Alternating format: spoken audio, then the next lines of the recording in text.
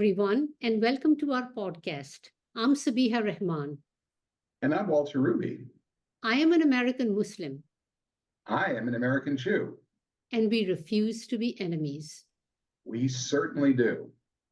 Now, Sabia and I focused in our first two podcasts on how the Israel-Gaza conflict has been pulling our Muslim and Jewish communities apart here in America. And in the second one, we talk about what might be done to begin the healing process. Yet in the meantime, as we know, the 2024 presidential election is upon us. And the results of this election are going to have a huge impact on the state of Muslim-Jewish relations and on both of our communities and on America as a whole. So given all of that, we wanted to talk to two political consultants, operators in the Muslim and Jewish communities. So we chose two of the best, Hesham El-Meligy and Stephen Rabinowitz. And we want to talk to them about where they see things standing today with the elections in terms of how their respective communities will likely vote, should vote, or perhaps should not vote. And today we have Hisham El-Maligi with us. And I want to say to you, Hisham, merhaba and welcome. And we're really honored to have you. Thank you. Welcome, Hisham. It is an honor to have you, and thank you for joining us. Thank you, for Auntie our Sabiha. viewers, Hisham is the host of at Vantage Points TV. He's a civil rights and liberty activist, a public speaker, interfaith leader, educator, and co-founder of Leave It Blank campaign in New York. So Hisham, great again to have you. And can you start by telling us a little bit about your own life career trajectory, how you became civically involved, and your own very interesting interfaith journey? Thank you very much, Auntie Sabiha and Walter, for having me. Such a pleasure to be with you, and we haven't been together in person in so long. I look forward to that happening soon. Post 9/11, of course, I lived in New York before, during, and after. So the reaction to it stunned me. Like, I actually had traffic court.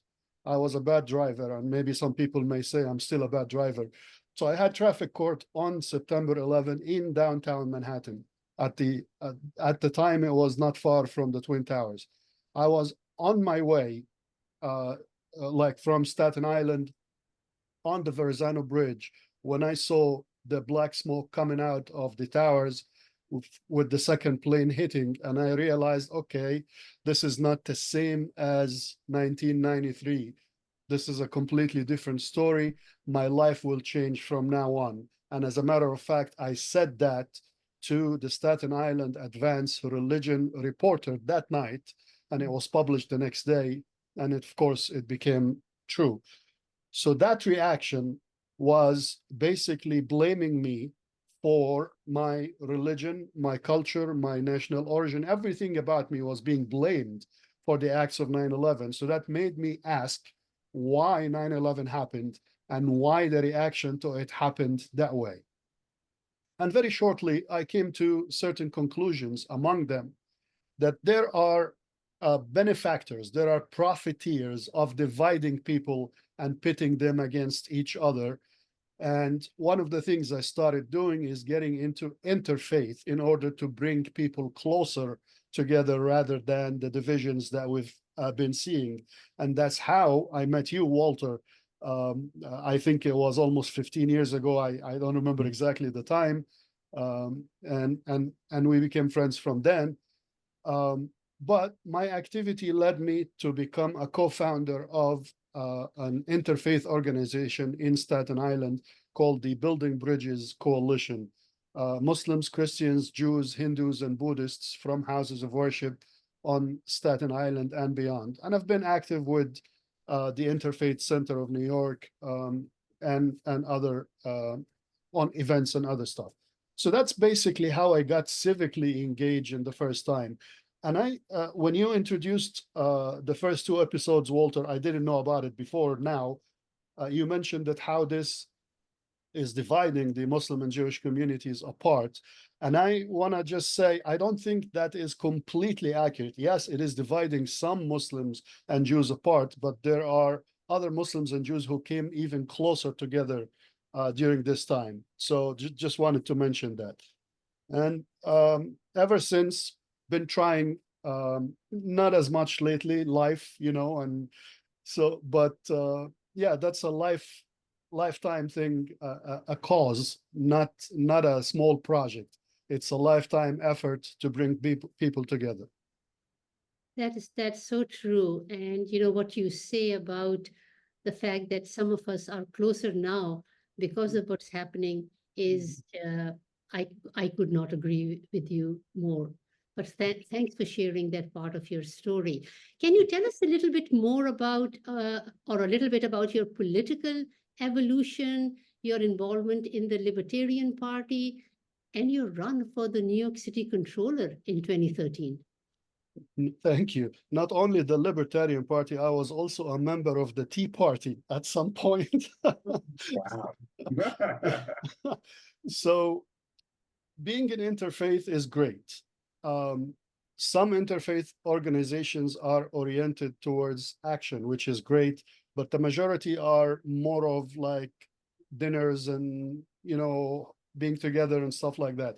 So looking at what's happening in the country and around the world, I wanted more. I wanted to do more than just, having dinners and attending events and stuff like that. So that's when I started heading towards politics. And my political evolution is simple. Who was president at the time of 9/11? George Bush, and behind him is the Republican Party. And everything about me was under attack from them. So therefore, in my mind at the time, okay, those are the bad people, and the other ones are the better people, because at least the Democrats were saying good stuff, Now, fast forward until the election of 2008, when Barack Obama became the first African American president, starting actually from 2006. I've been following him very closely because it's a survival thing for us, the Muslim community at that time. It was like basically our lives depended on it. Mhm. And it took me, so I don't go into much detail, it took me the first 2 years of Obama's first term to realize and recognize that it is not the party of the president, it is not the color of the president, it is not the gender of the president, it is the institution of the presidency and how one become the nominee of either side of the ruling system. So ever since then, and I can give you some examples, I do not believe there is significantly meaningful difference on the ground after everything is said and done between the Republicans and Democrats, policy-wise, impact of the policy on the ground. They switch seats every now and then. They talk bad about each other when the other one is in ruling. But look at where we are today. We elected Biden to get rid of Trump, and we have a genocide Joe. So, we could get more into this, but long story short, I wanted to do something outside of the two-party system. So I looked around, and the Green Party is just a left Democrat. The Working Families Party in New York, just a left Democrat. The Constitution Party is a right wing of the right wing. The Tea Party are a bunch of racists and bunch of close-minded people. There are some liberty-minded people, but the majority were not, really. I suffered. I got so much abuse, you have no idea. Because even being with them and organizing with them, I was always still under suspicion and attack as a Muslim. So all this happened from 2010 until 2013. So I looked around on paper, which party is the closest to the founding documents of the United States, the Declaration of Independence, the Constitution, and the Bill of Rights. So which party on paper is the closest, and also from my perspective as a Muslim, closer to Muslim values. And I found it, believe it or not, the Libertarian Party was the closest to that on paper again. So I started attending meetings. And in 2013, there was the New York City elections for mayor, public advocate, comptroller, and others. So I attended a meeting for choosing the nominees, and they had nominated the Manhattan Madam, who was the reason to kick out Governor Spitzer out of the governorship back then. And in my mind, okay, you guys are accused of being the right-wing racist political group, and you want to nominate this one with her reputation and stuff. What is it that you're trying to do, in my mind? So anyway, I threw my name in just to object to her in the convention. She wasn't there. Basically, I got the vote. My text message to my wife at the time, holy ish, I am the Libertarian nominee for comptroller. And that's how I became the candidate for comptroller. But something good came out of it. I became the first Arab American in the history of New York State to reach a general election. And my political maturity, I guess, for lack of a better term, started that way.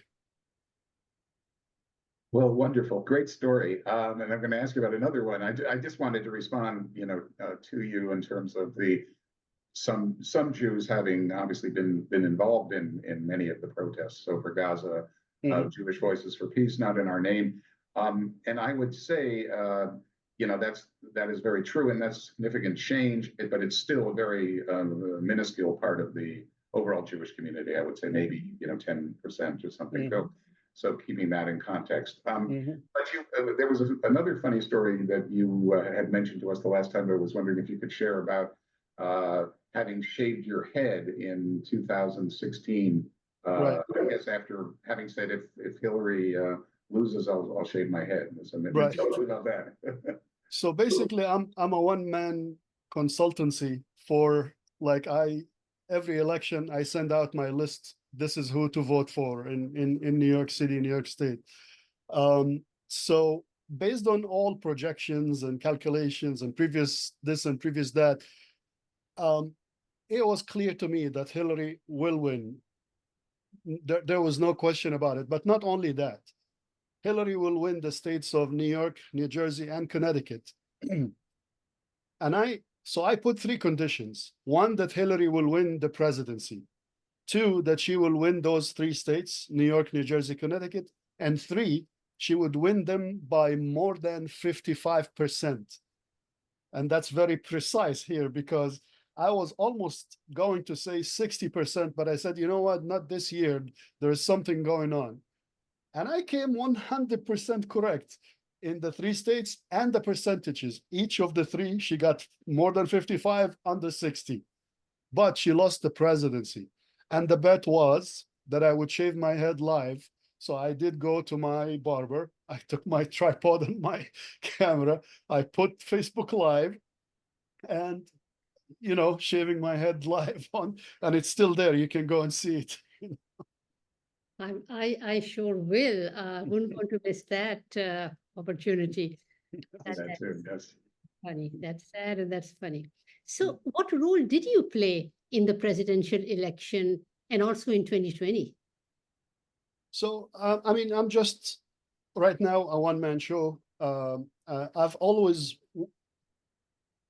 did not like the boundaries of being an organization and having to wait forever to get something to work on. So I see what's the right thing, and I put my thesis out, and whoever wants to follow, go for it. So that's what I did basically in those elections. But I remember in 2016, because of the how it was covered and how Trump was being vilified so much, right or wrong or a mix, that's not the issue, but it was really a major campaign against him particularly. So I remember a friend of mine who's now an assemblyman in New York connected me with CNN to do an interview.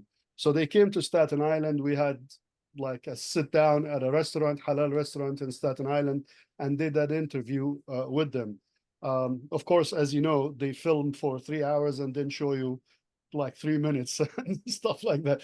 But anyway, so that was one of the things I've done. But as usual, why it is important to vote, why vote for that person, and how it is that the lesser of two evils, that's my thesis, and I know we'll talk more about that later, the lesser of two evil does not work if it ever worked before. And tell us about, so now bring us to this year and your Leave It Blank campaign initiative in New York State. So yeah, so it started the presidential primaries in New York on April 2nd. They were separate from every other primary.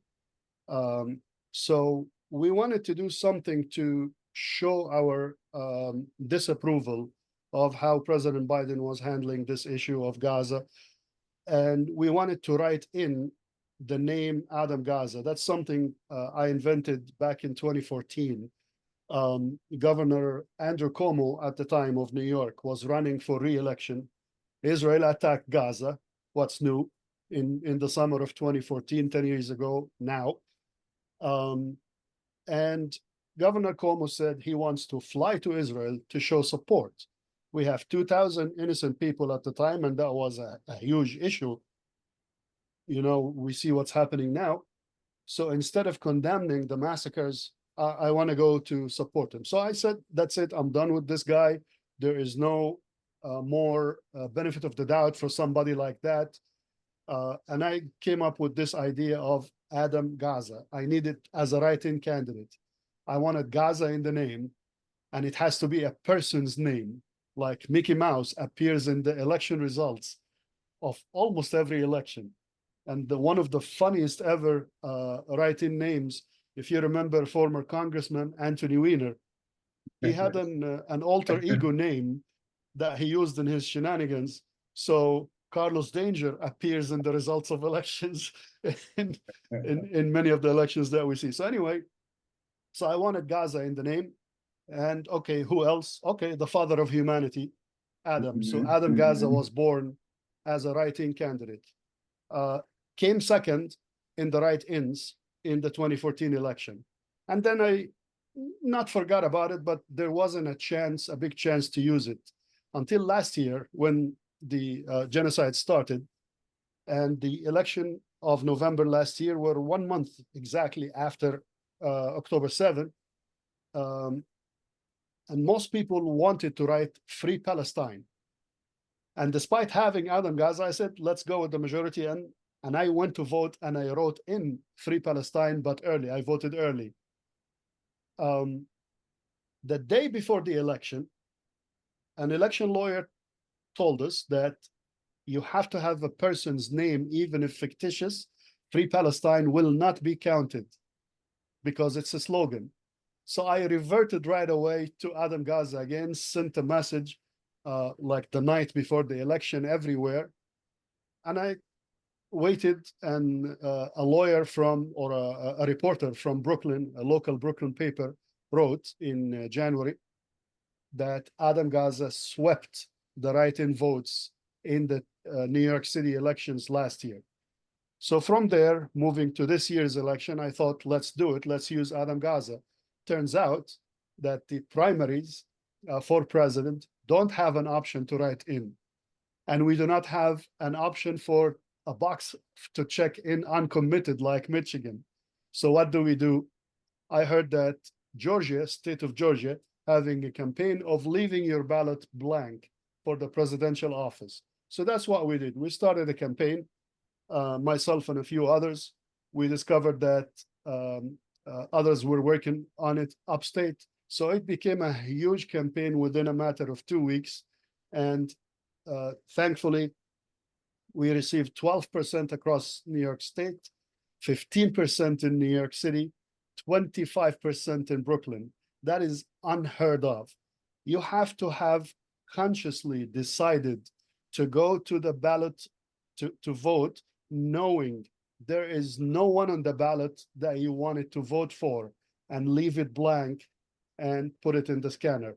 So that's a major statement that we were able to achieve. Hopefully, it propelled some of the changes that we've been seeing. So, Hisham, would you know who were the voters who voted for leave it, or who voted blank, like in terms of the demography?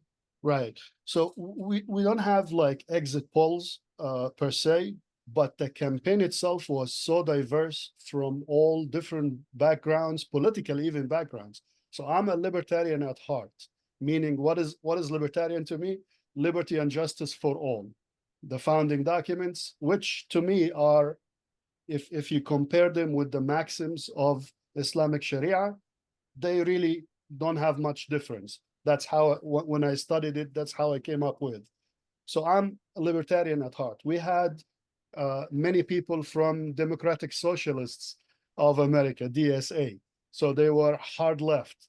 And we had anywhere in between. So it was a very diverse politically, very diverse religiously. We had many Jews, like a Jewish Voice for Peace, and if not now, and others, Muslims and atheists, and from all colors. So it's an extremely diverse coalition, and I think the message resonated with as diverse population, and they decided to go to send this message.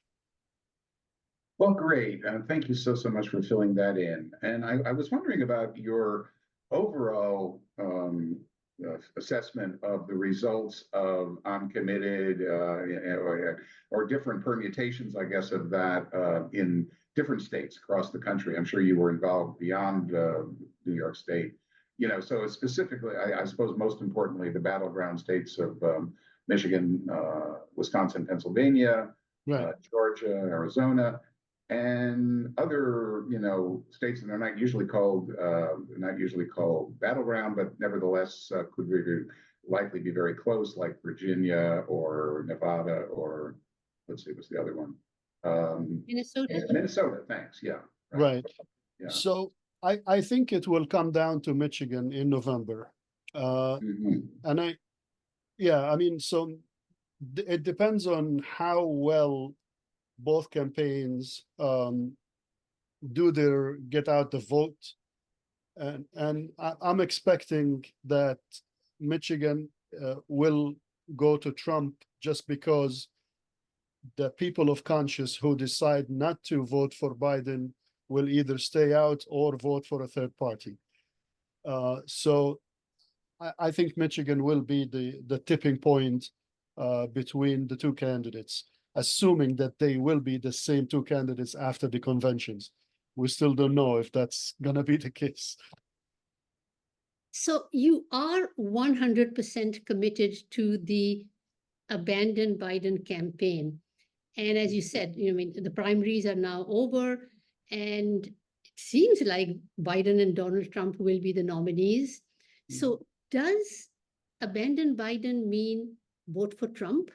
No. And doesn't Uncommitted make more sense in the primaries, but not in the general election?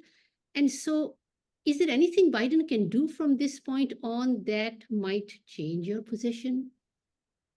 Oh, wow. Okay, let's take the the Uncommitted. You're right. Uncommitted role is done.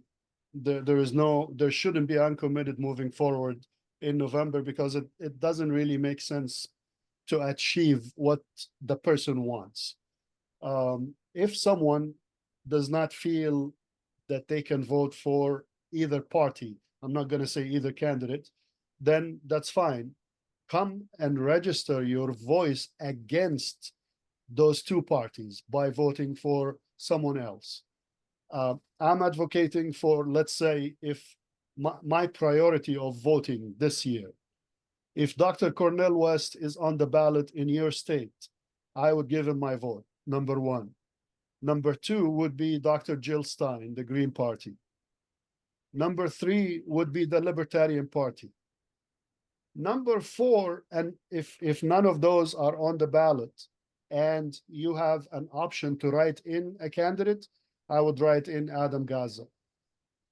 What is the point here? The point is you want to have a large number, hopefully a large number, significant enough, next to a name that you agreed upon.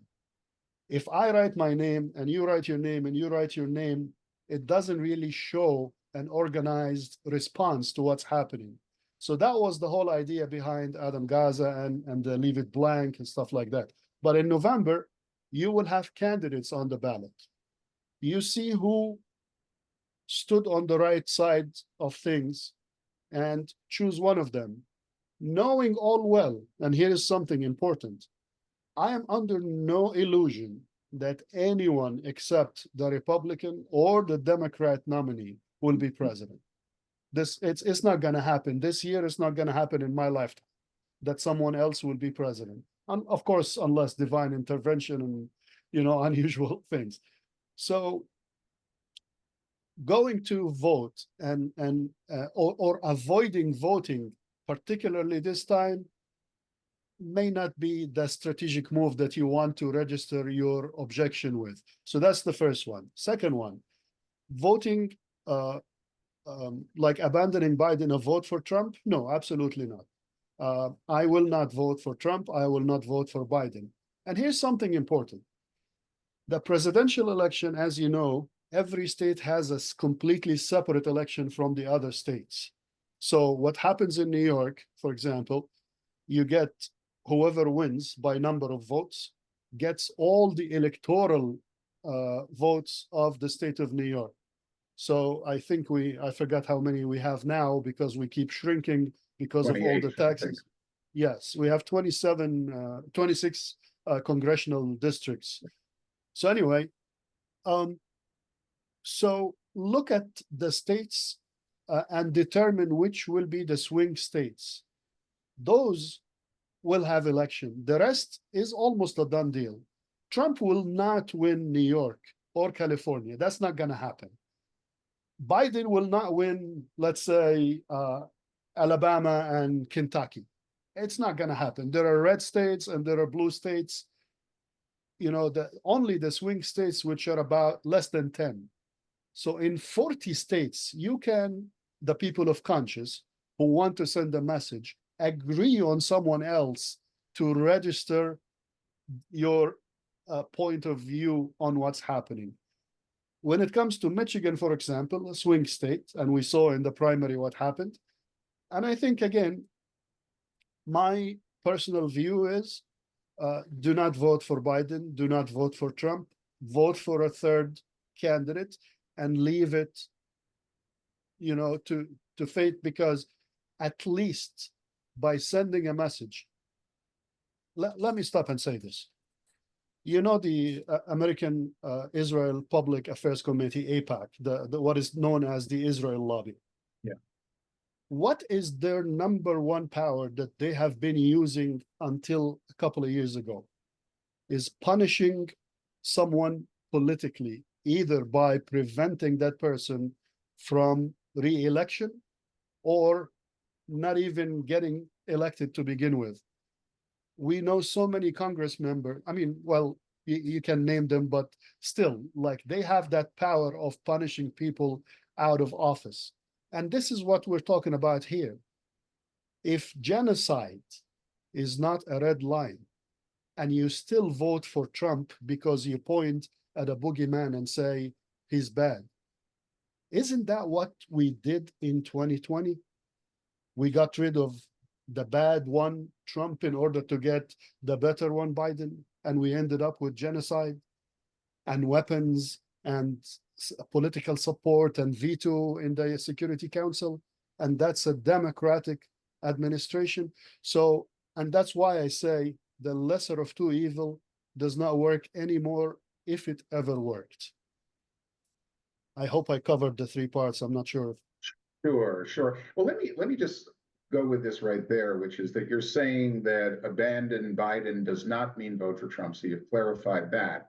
Mm-hmm. But realistically, if hundreds of thousands of people who voted who voted for Biden last time, and especially in the swing states, now withhold their vote from Biden, and nothing comparable is happening on the other side, isn't that will most likely elect Trump. And so that's really my question. Are you comfortable with the reality that the effect of your effort would be make it more likely that Trump becomes president?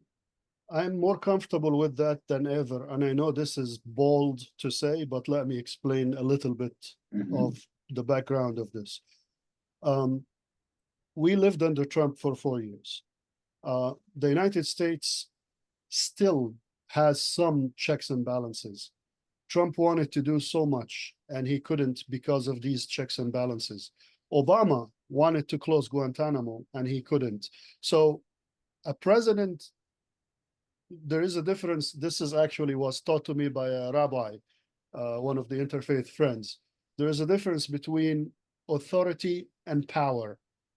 You may have the authority to do something, but you don't have the supportive power to do so, because otherwise you will pay, politically or otherwise for your action. So I don't think, let me rephrase. I think it will be bad under Trump, but I think it will be worse in the long term if we, despite a genocide, supporting a genocidal army with weapons, supporting a genocidal army with UN vetoes and political support and otherwise, we still vote for that administration. That would be a disaster in the long run, because again, if genocide is not a red line, what will make them change if we still vote for them despite all that? Right. Well, I mean, I guess I would, when you have many political observers feel obviously we're in something that's never happened before. I mean, here you have a guy who denied the last election and still is now on the verge of, tried to overthrow the last election. We get January 6th, and he's still on the verge of coming. And he said, it's time to suspend the Constitution, among many other things that he said. So I just wonder whether you're too sanguine. But I was going to come back to that. Maybe we could a little bit further down. But I just wanted the other point was obviously that in terms of Biden's behavior over the last since October 7th, it has shifted. At least it certainly rhetorically shifted. So I wanted to ask you a little about that. The fact that started out totally supporting the Israeli position and has. He and his people have moved to a position of criticizing what they're doing. That's way over the top. He's appalled by the number of, the sheer number of Palestinians killed, and has said many things. He even, as we know, a month or so ago, a little more than a month ago, said actually withheld the shipment of 2,000-pound bombs. So that all happened. Then there seemed to be a swing back, and the policy seemed to become a kind of incoherence, where on one hand, he withholds those bombs, but then he does another delivery of aid to Israel just a few days later, and so forth and so on. He does not. The administration does not find. They say we're going to look into whether the use of U.S. weapons is happening, is being U.S. weapons are being used, being sold to Israel, being used in ways that violate human rights. He says no. And also he had said that if Israel goes into Rafah, there would be consequences. We all know that that didn't happen, that he actually said, well, they haven't quite passed our red line, whatever that is. So what it says to me, and I'd love your assessment of what's going on here, is that it seems to me that the administration is as I said, this is kind of an incoherent approach. It looks like at this point, but it's about trying to mollify the pro-Palestine position, and certainly the fear that many Muslims will do exactly what you you have laid out in Michigan and elsewhere, but also great concern about if he loses the Jews, that they start to go to in large numbers to Trump. That also is and could even from a realpolitik position even turn out worse for them. So that seems to be what's going on. I'm just wondering if you agree with that or you have any other perspective on that. So any administration will walk this thin line. But based on my involvement in politics and observing also over the years, I don't think the lives of Palestinians and many others around the world count to those in power. What counts is how can I keep my seat? How can I get reelected? And that's an unfortunate thing that I have observed. Now, we have quite a few number of officials within the administration and even within the intelligence and the diplomatic circles resigning in protest.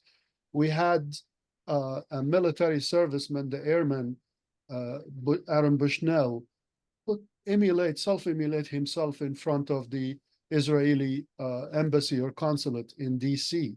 And his last words, when he was burning, saying free Palestine 6 times before he died. And we cannot get Biden to say that what's happening to Palestinian civilians is bad.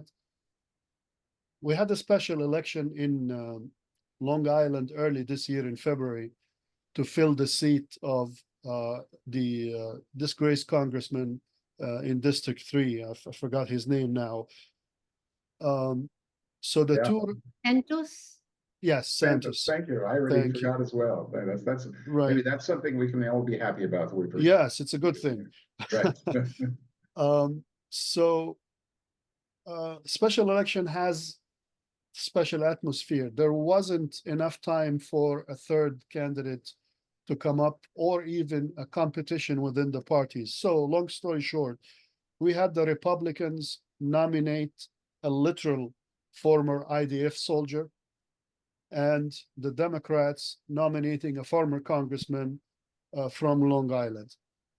So you understand why the Republicans did that, and you would understand why that this candidate in almost every possible time that she held the microphone said, I'm a proud IDF soldier, while her former service army is massacring and genociding Palestinians. So that's okay, that's one side. Now, why is the Democrat not even able to utter the word Palestinian civilians? So we ran a campaign, as a matter of fact, of Adam Gaza against him. The unfortunate thing is, which may help dispel some of the fears, a lot of the people were from my circle that I was like against this former IDF soldier. A lot of them were more afraid of having another former IDF soldier because we already have one, the Congressman Mast from Florida, the one who wore the Israeli military uniform to Congress. So they were more afraid of having another one than standing on principle and not voting for Tom Suozzi, who refused to say the word Palestinian civilians in public. So I don't think the majority of people will follow my view, and therefore the numbers won't make the difference again, except in real swing states such as Michigan. And for those people in Michigan, the Muslim community in Michigan, if they will be watching this, we have this prayer called istikhara, asking Allah subhanahu wa ta'ala guidance. Just pray this istikhara if you're fearing what to do, if your vote will bring this one or bring this one.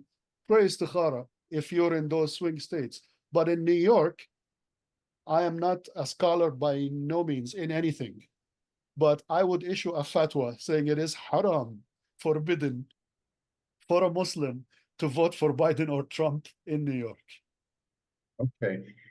But, just following that up for a minute, wouldn't it still be better? And I know you say you don't want to deal, you're beyond the lesser of two evils, but wouldn't it be better to vote for someone and for a party where at least they hear, and at least they rhetorically are responding at this point to the Palestinian narrative, and I think would be more likely to push and will continue to push Israel. You have the Chris Van Hollen and others in the Senate who have been, will continue on that effort to, the cutting off perhaps of aid if U.S. weapons are used in ways that violate human rights. Right. Maybe the administration, the Biden administration, if reelected, will continue to push Israel and maybe actually cut off some aid, some military aid, either before or more likely after the election.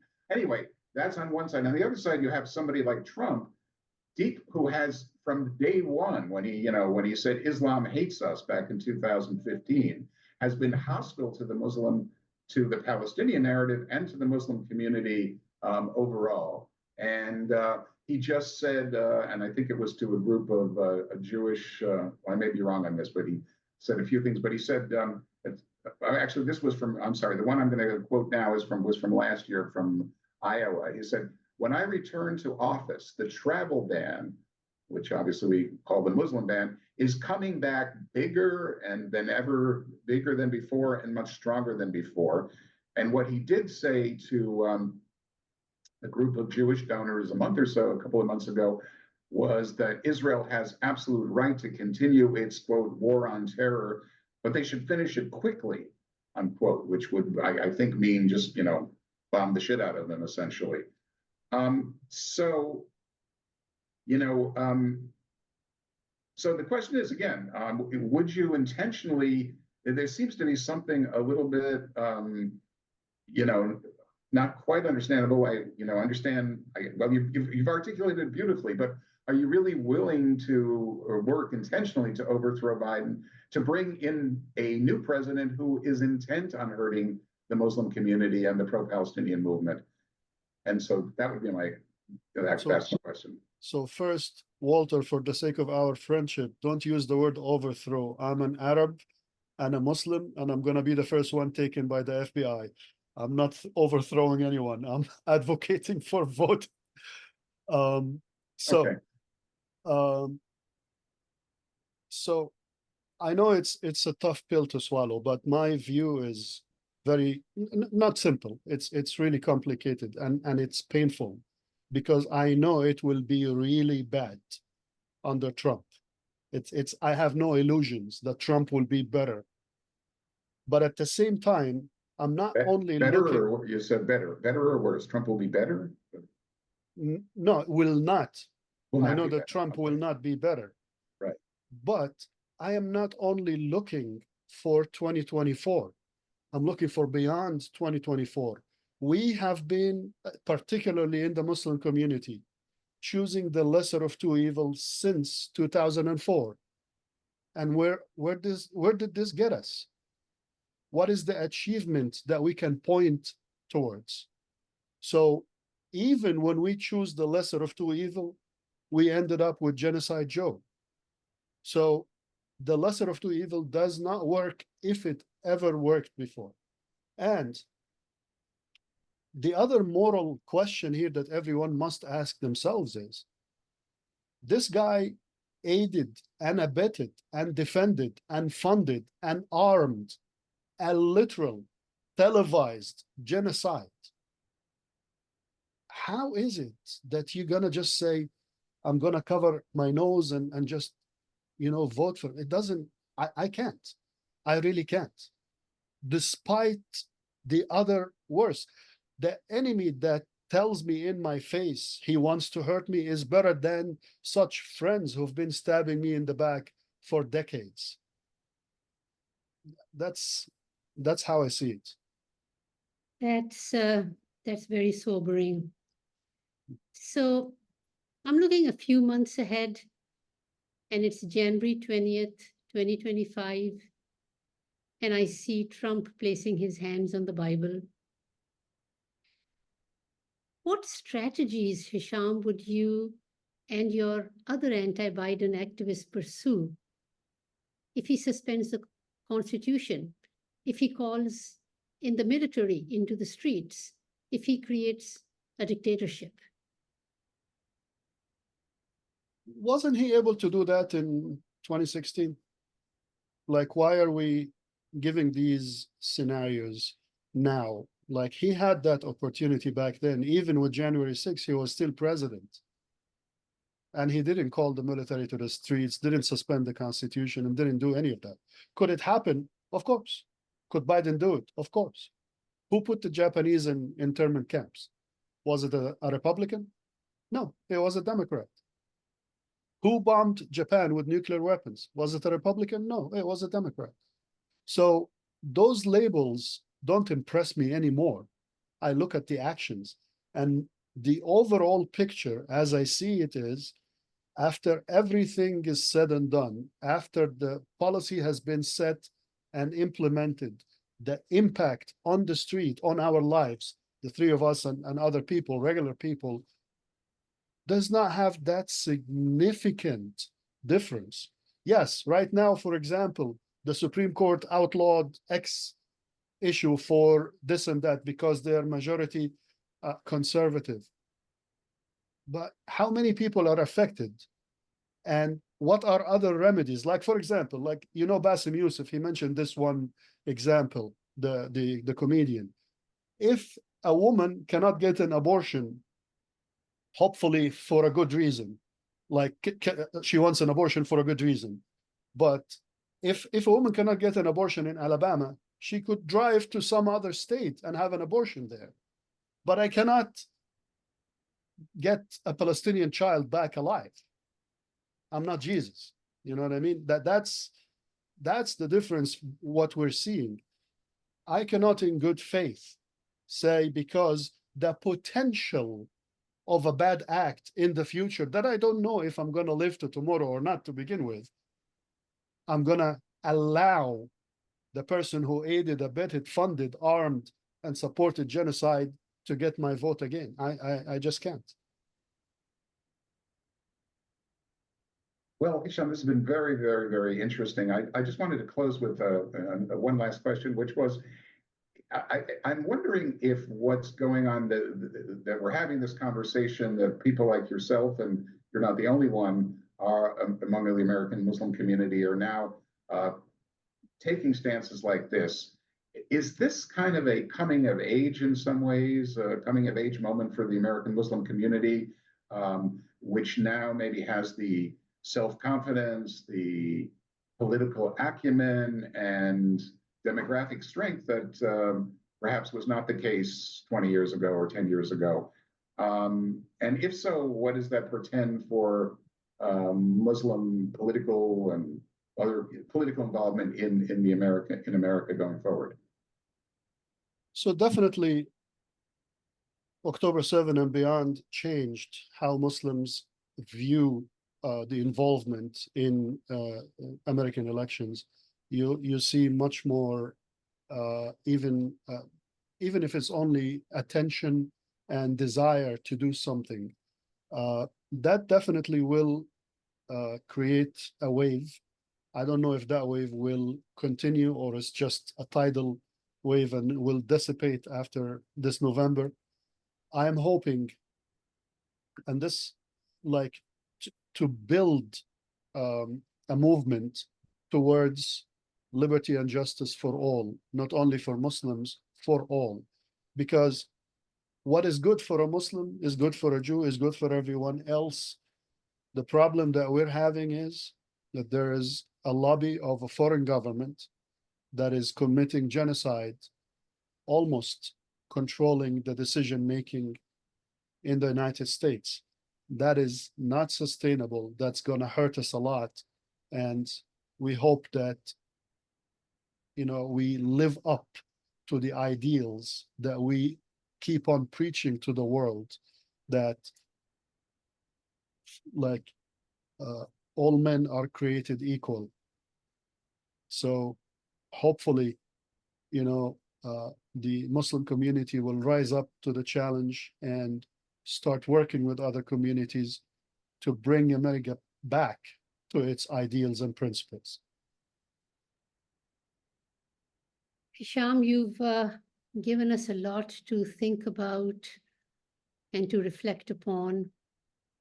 And what I'm hearing you say is that, yes, our civil liberties here and our freedoms here are important, but what's paramount is the humanitarian and issues that women and children and civilians in Palestine, Palestinians are dealing with and are facing, with all the lives that have been lost and all the injuries that have taken place and the hunger and the starvation takes precedence. I think that's what I think I hear you say. And I'm hoping that I am principled enough, if this ever happened again to any other community, that I would be doing the same thing.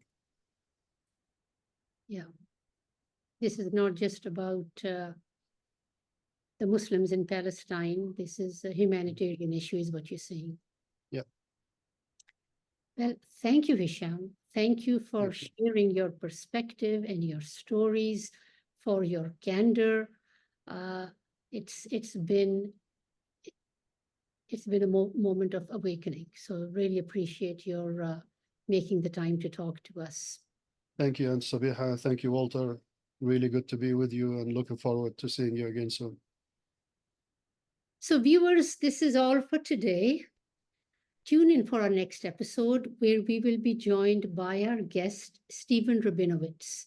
He's the president and co-founder of Blue Light Strategies, a media consulting firm in Washington, D.C. He's a publicist and a political event planner. He has worked on the national staffs of 9 U.S. presidential campaigns.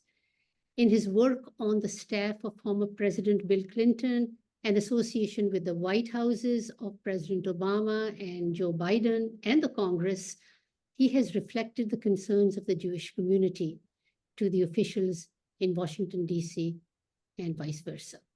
So we look forward to hearing his perspective on the elections in our next podcast. Be well, be safe, and prayers for peace and reconciliation. Good night. Prayers for all of us. Thanks. Thanks so much.